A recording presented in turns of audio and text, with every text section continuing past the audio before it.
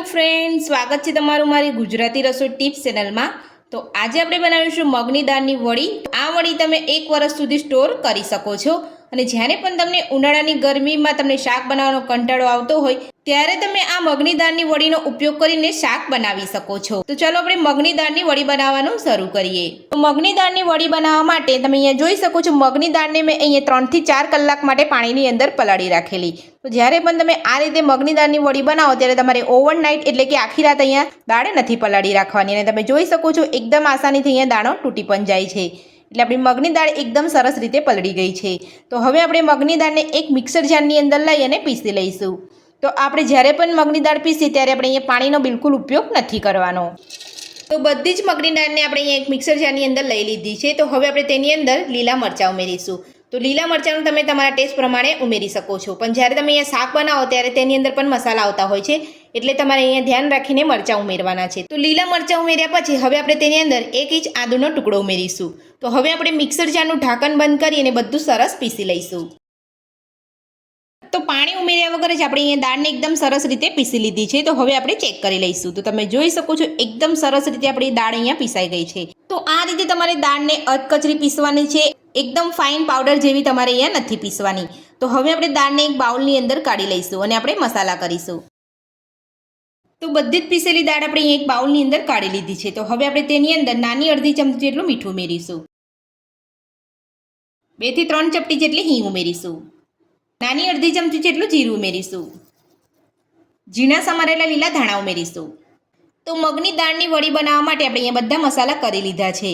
તો તમે જ્યારે પણ આ રીતે મગની દાળની વડી બનાવો ત્યારે તમારે મસાલા અહીંયા ઓછા જ કરવાના છે, કેમ કે જ્યારે આપણે મગની દાળની વડીનું શાક બનાવીશું ત્યારે તેની અંદર પણ મસાલા આવતા હોય છે, એટલે તમારે અહીંયા મસાલાનું પ્રમાણ ઓછું જ રાખવાનું છે। તો હવે આપણે બધું સરસ રીતે ફેટી લઈશું। તો આ રીતે તમારે મસાલા ઉમેરી અને એકદમ સરસ રીતે 4 થી 5 મિનિટ માટે તમારે અહીંયા ફેટી લેવાનું છે। તો આ રીતે તમે અહીંયા 4 થી 5 મિનિટ માટે ફેટશો તો તમારું જે ખીરું બનાવ્યું છે એકદમ સરસ રીતે અહીંયા ફૂલી જશે અને તેનો કલર પણ બદલાઈ જશે। તો તમે અહીંયા જોઈ શકો છો 4 થી 5 મિનિટ જેટલો સમય થઈ ગયો છે અને મેં અહીંયા સરસ રીતે ફેટી લીધું છે અને ખીરું પણ આપણું એકદમ સરસ અહીંયા ફૂલી ગયું છે। તો હવે આપણે ખીરામાંથી વડી બનાવી લઈશું।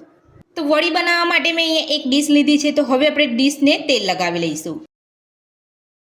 તો આ રીતે તેલ લગાવ્યા પછી હવે આપણે તેની અંદર વડી પાડી લઈશું। તો વડી આપણે અહીંયા હાથથી જ પાડીશું। તો જે રીતે તમે અહીંયા વડી પાડવા માંગતા હોય એ રીતે તમારે અહીંયા નાની મોટી સાઈઝની અંદર પાડી શકો છો। તો આ રીતે તમારે ડીશ ઉપર તેલ લગાવી અને તમારે અહીંયા છૂટી છૂટી વડી પાડવાની છે।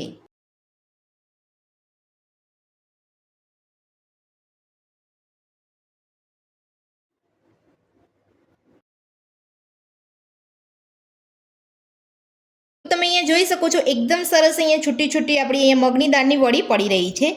તો આ રીતે ઉનાળાની અંદર મગની દાળની વડી બનાવી અને 12 મહિના સુધી સ્ટોર કરી શકો છો।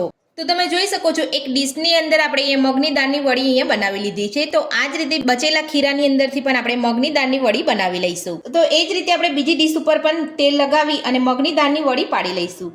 જો તમે આ રીતે ડીશ ઉપર તેલ લગાવીને મગની દાળની વડી બનાવવા ના માંગતા હોય તો તમે પ્લાસ્ટિક ઉપર પણ બનાવી શકો છો। તો તમે અહીંયા જોઈ શકો છો બધી જ વડી મેં અહીંયા પાડી લીધી છે। તો હવે આપણે તેને તાપની અંદર સુકાવા દઈશું। તો તડકામાં રાખ્યા પછી તમે જોઈ શકો છો આપણી વડીઓ એકદમ સરસ રીતે અહીંયા સુકાઈ ગઈ છે। તો હું તમને અહીંયા કાઢીને બતાવું છું। જો અહીંયા એકદમ આસાનીથી વડીઓ આપણી અહીંયા નીકળી રહી છે। તો આ રીતે તમારી વડીઓ એકદમ સરસ રીતે અહીંયા સુકાઈને નીકળી જાય ત્યારે જ તમારે અહીંયા વડીઓને ભરીને સ્ટોર કરવાની છે। જો તમારી વડીઓ અહીંયા લીલી હશે ને તમે સ્ટોર કરવા માટે ભરી દેશો તો તમારી અહીંયા વડીઓની અંદર ફૂગ આવી જશે।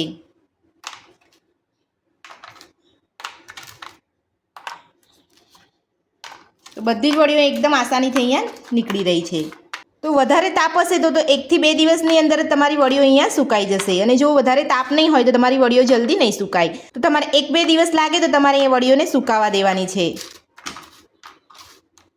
તો આ વડીઓ સુકાતા 2 દિવસ જેટલો સમય લાગ્યો છે। તમે જોઈ શકો છો અહીંયા અવાજ પણ એકદમ સરસ આવી રહ્યો છે। તો એ જ રીતે આપણે બધી જ વડીઓને ડીશથી અલગ કરી લઈશું।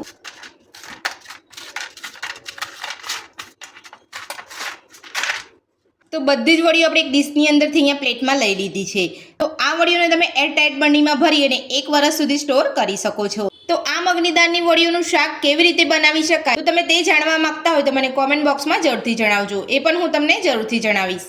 આજની રેસીપી પસંદ આવી હોય તો વિડીયોને લાઇક કરજો, ચેનલને સબસ્ક્રાઇબ કરજો, તમારા મિત્રોને જરૂરથી શેર કરજો. Thank you.